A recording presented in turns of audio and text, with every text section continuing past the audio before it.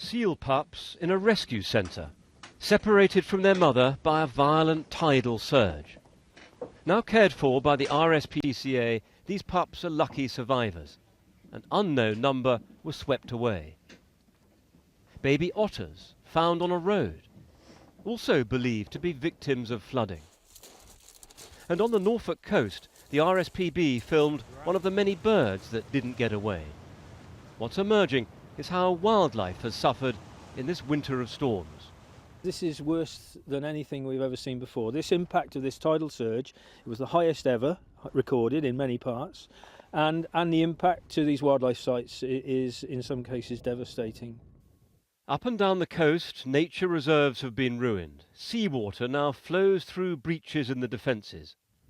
Here at Blakeney, on the north coast of Norfolk, this wrecked embankment is just one of countless examples of the damage. Even now, the full extent isn't known. This is one of many places where the sea has just punched a hole right through the defences. Salt water now lies in what used to be a freshwater habitat.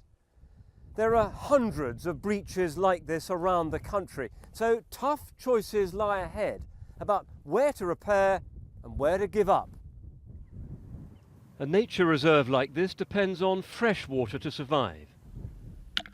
So where seawater has flooded in, the plants, insects and fish that make up the ecosystem are all put at risk. The big worry is what this means for the famous bird life here.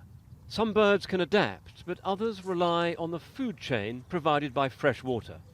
It's not just about losing some invisible insects, it's about potentially losing the base of a pyramid that includes all the other species as well. You know, nature has a way of bouncing back, but we won't know for sure just how quickly it can bounce back.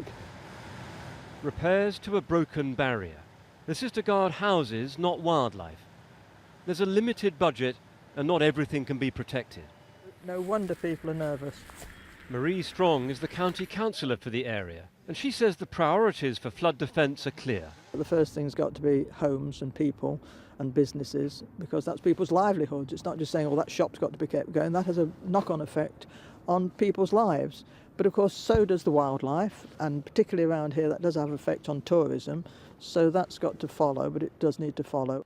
Wildlife can be resilient, but the challenge this winter has been exceptional, and it's not over yet. David Shukman, BBC News, on the Norfolk coast.